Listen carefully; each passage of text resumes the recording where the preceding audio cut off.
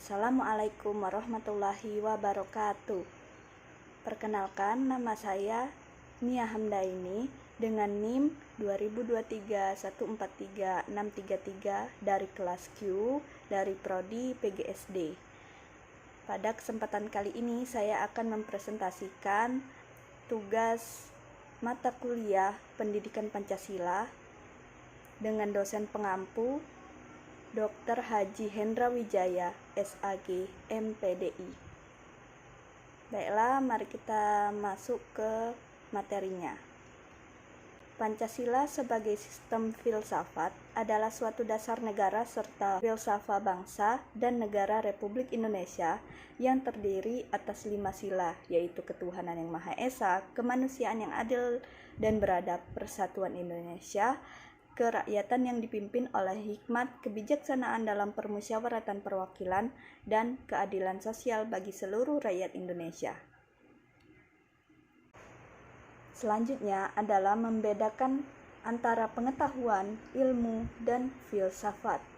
Filsafat mempunyai objek yang lebih luas, sifatnya universal, sedangkan ilmu objeknya terbatas, khusus lapangannya saja. Filsafat hendak memberikan pengetahuan, insight, atau pemahaman lebih dalam dengan menunjukkan sebab-sebab yang terakhir.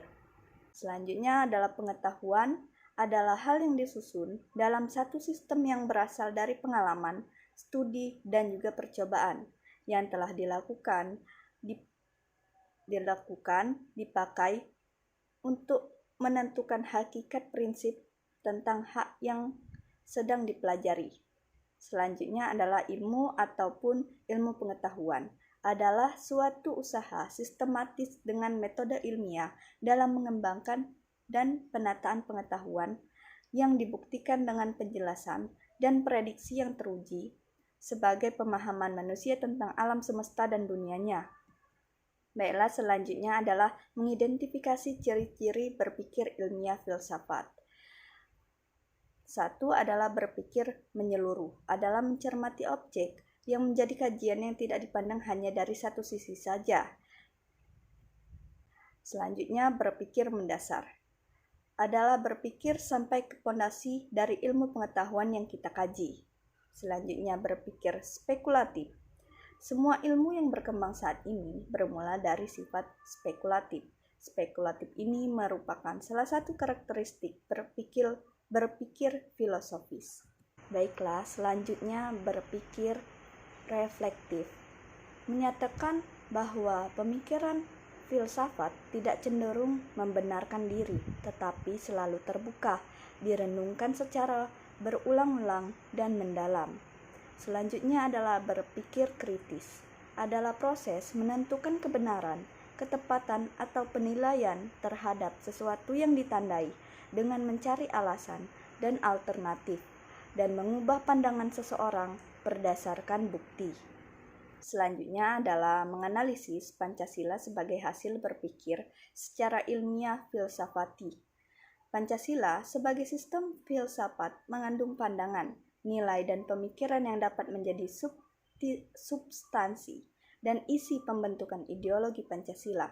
Pancasila sendiri dikembangkan oleh para founding fathers atau pendiri bangsa Indonesia sebagai suatu sistem filsafat yang mengandung nilai-nilai filosofis.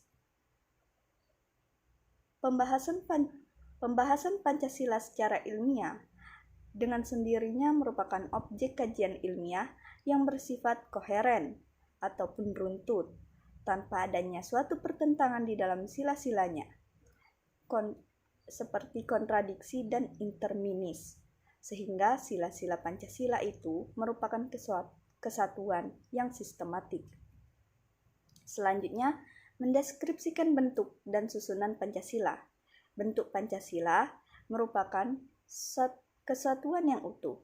Masing-masing sila dalam Pancasila membentuk pengertian baru. Kelima sila tidak dapat dilepas satu dengan lainnya. Walaupun masing-masing sila berdiri sendiri, tetapi hubungan antar sila merupakan hubungan yang organis.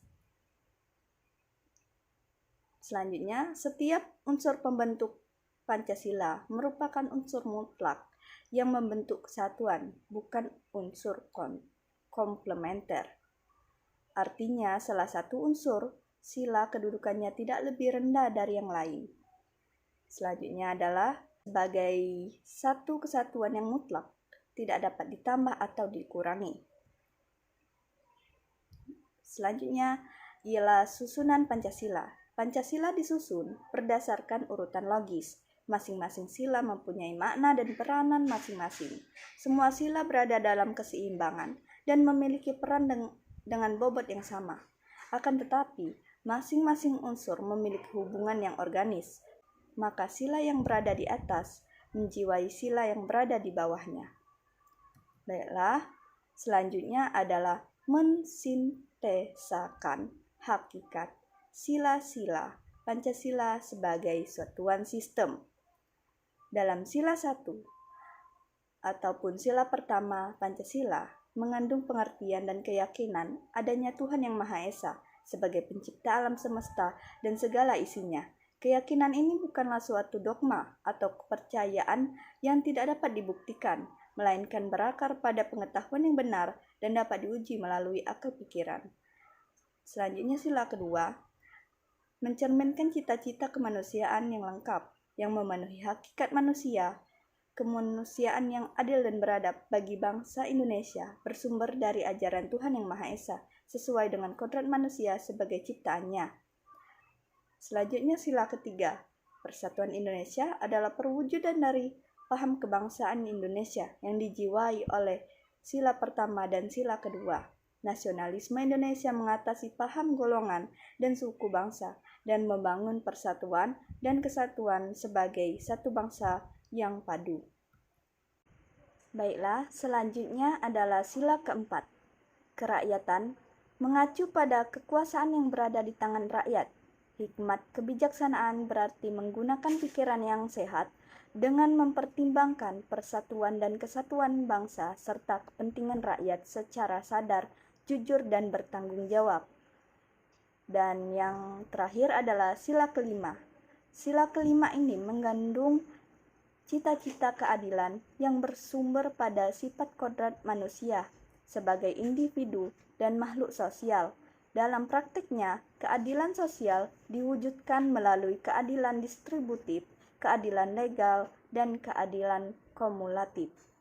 Baiklah, selanjutnya adalah mengevaluasi bentuk dan susunan Pancasila yang bersifat hierarkis, piramidal, dan saling mengkualifikasi.